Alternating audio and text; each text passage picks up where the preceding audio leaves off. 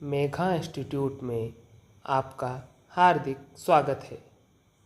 आज हम पढ़ेंगे कक्षा 8 का प्रश्नावली 3.3 के कुछ महत्वपूर्ण प्रश्न जो कि समांतर चतुर्भुज के अनुप्रयोगों पर आधारित है। समांतर चतुर्भुज क्या होता है? समांतर चतुर्भुज की 4 भुजाएं होती है, जैसा कि आपको चित्र में दिख रहा है ABCD।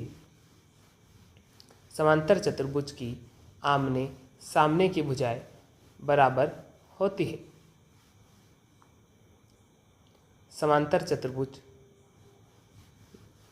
से पहले अब हम आज तक हमने क्या पढ़ा है उसके बारे में जानकारी प्राप्त करेंगे।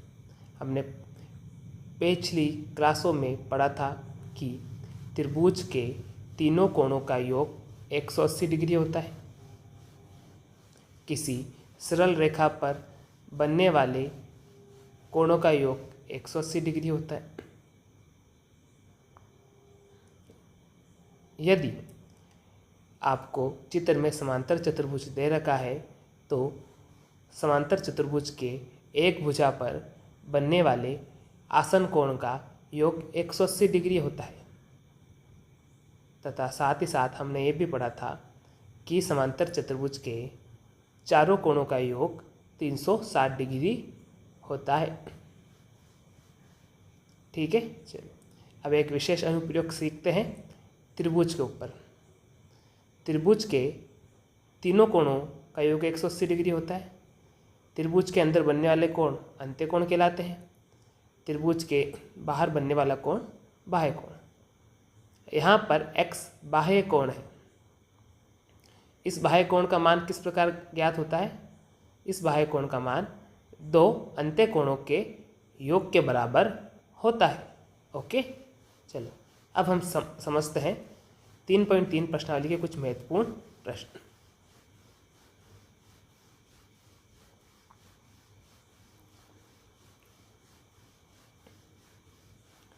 जब तक मैं डायग्राम बना रहा हूँ आप भी अपनी कॉपी में डायग्राम बनाएंगे।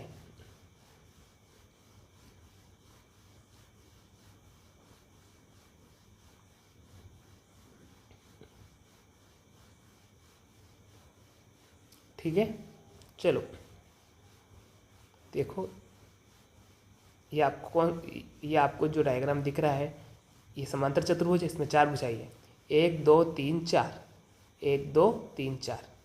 इसका नामकरण वही दिया जाएगा जो कि आपके पासबुक में या आपकी बुक में दिया गया है।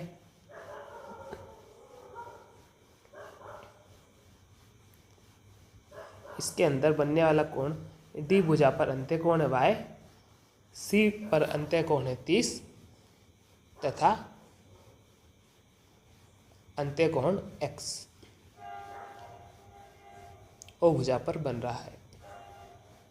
B भुजा पर अंत्य कोण Z बन रहा है। ओके, समझ में आ रहा है? ठीक है,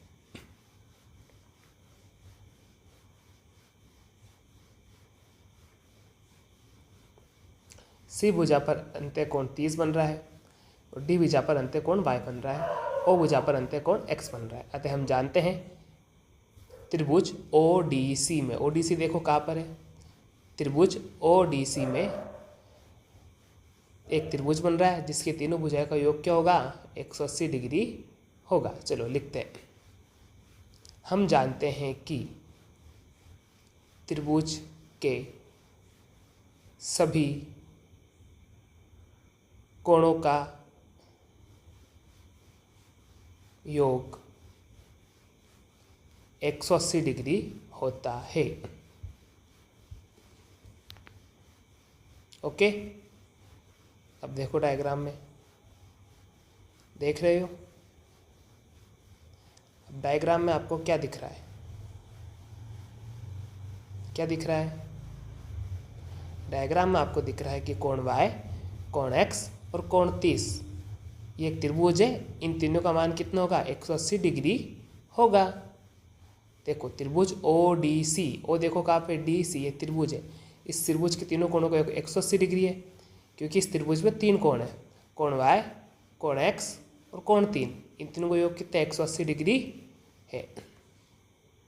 180 डिग्री इन तीनों का कोण है। तो कोण y, कोण x और कोण 30 का मान 180 डिग्री। अब उससे पूर्व शीर्षाभिमुख कोण के बारे में जानकारी ले लेते हैं। हम जानते हैं कि शीर्षाभिमुख कोण बराबर होते हैं। अब ये होते क्या? जब दो रेखाएं एक दूसरे पर काटती है तो उनके शीर्ष पर बनने वाले कोणों को शीर्षाभिमुख कोण कहते हैं, जो कि आपस में बराबर होते हैं। ठीक है, तो शीर्षाभिमुख कोण की डेफिनेशन आपको, जब दो सरल रेखाएं एक दूसरे को काटती है तो उसके प्रतिच्छेदन बिंदु पर बनने वाले कोण शीर्षाभिमुख कोण होते हैं। उसके प्रतिच्छेदन पर बनने वाले कोण शीर्षाभिमुख कोण होते हैं। ठीक है, तो अब यहाँ पे देखो,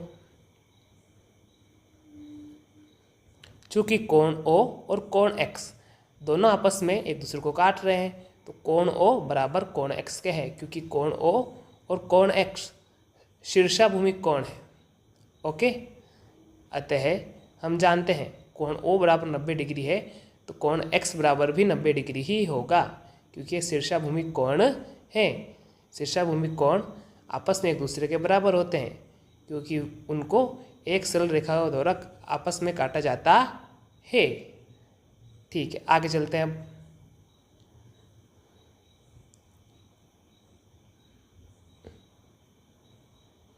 अब वापिस से क्वेश्चन पे चलते हैं।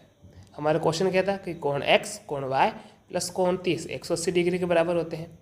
हमें कोण x की वैल्यू प्राप्त हो गई, जो कि 90 डिग्री है। कोण y की वैल्यू हमें पता नहीं है, और कोण 30 पहले से ही क्वेश्चन में दे रखा है। हम जानते हैं कि कोण y की वैल्यू कैसे निकलेगी।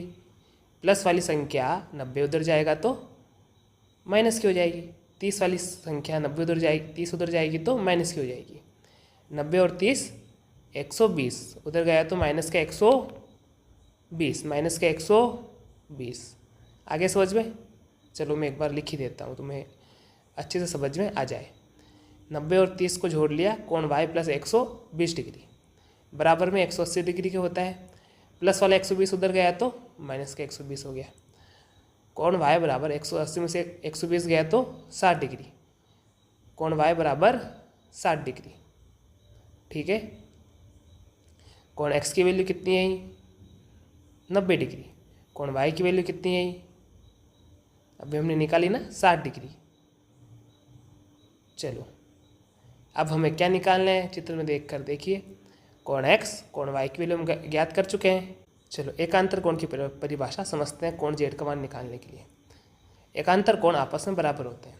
कोण y और कोण z यहाँ पर एकांतर कोण है, अतः कोण y बराबर कोण z के। लेकिन एकांतर कोण होते क्या हैं?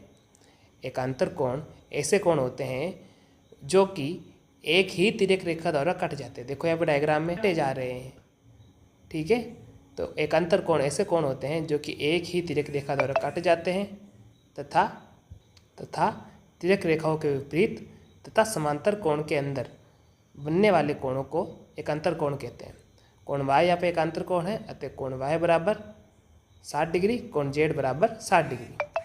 कल आप क्लास में आएंगे तो क्लास में आप एकांतर कोण के बारे में मुझसे एक बार और समझ लेना।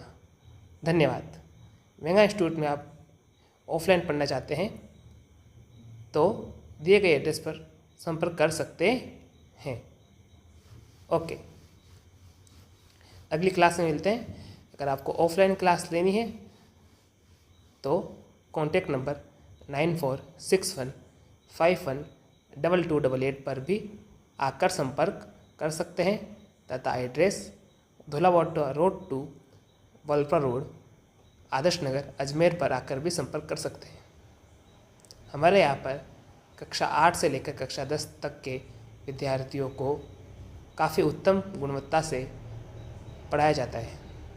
हमारा उद्देश्य सिर्फ शिक्षा प्रदान करना नहीं है, बल्कि व्यक्ति का सर्वोत्तम विकास करना है। क्योंकि शिक्षा का उद्देश्य यही है कि आप किस प्रकार एक बेहतर इंसान बन सके। तो आइए आपकी यात्रा शुरू होती है। धन्यवाद।